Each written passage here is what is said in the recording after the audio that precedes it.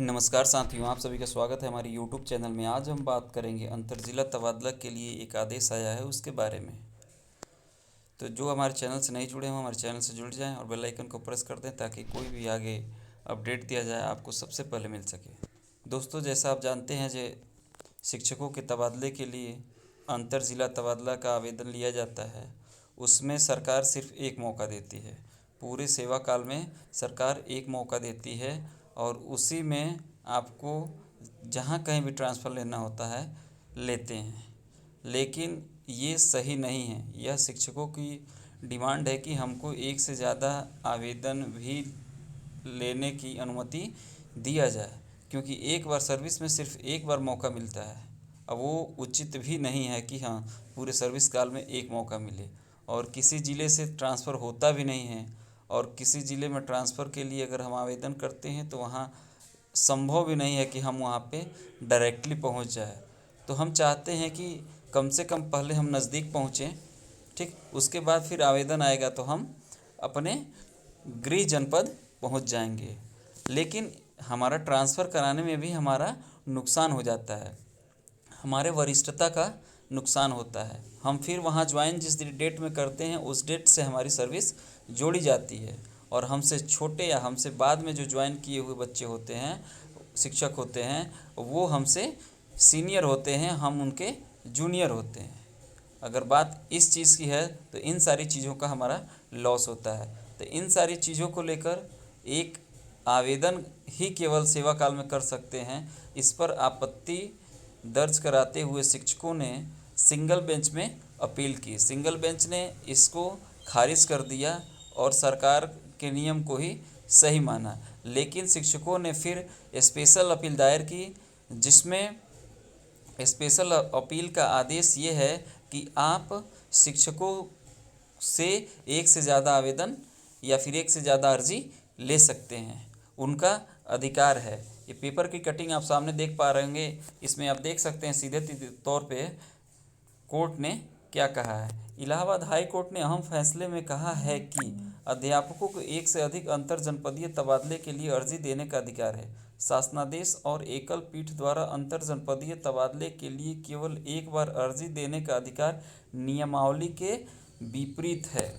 यह आदेश कार्यवाहक मुख्य न्यायाधीश M.N. भंडारी तथा न्यायमूर्ति पीयूष अग्रवाल की खंडपीठ ने अजय कुमार की विशेष अपील पर दिया है। हालांकि खंडपीठ ने कहा है कि एक बार अंतर जनपदीय तबादला मंजूर होने के बाद दोबारा तबादले की अर्जी देने पर कोई रोक नहीं है। मतलब आप दोबारा तबादले के लिए आवेदन कर सकते हैं, लेकिन अर्जी देने से तबादले का अधिकार नहीं मिल जाता। मतलब अगर हम आवेदन कर देते हैं, ज़रूरी नहीं है कि हमारा तबादला हो ही जाएगा। लेकिन अगर हम एलिजिबल होंगे, अगर हम तबादले के लिए हकदार होंगे तो हमारा तबादला भी होगा। यह ऐसा कोर्ट का कमेंट है। यह सरकार के विवेक पर निर्भर करता है कि वह तबादला करे या न करे। अगर आवेदन करते हैं, तबादला कर देती है तो बढ़िया, अगर नहीं करती है तो आप फिर उसके लिए कुछ नहीं कर सकते।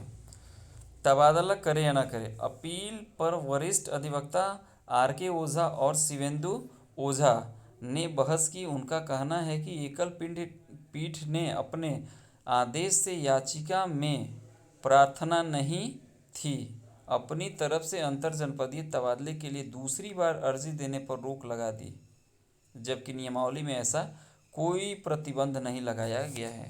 नियमावली में ऐसा लिखा ही नहीं है जो आप पूरे सेवा काल में एक आवेदन ही दे सकते हैं, दोबारा आवेदन नहीं दे सकते। ऐसा नियमावली में नहीं है। इसको आधार बनाते हुए शिक्षकों ने स्पेशल अपील दायर की।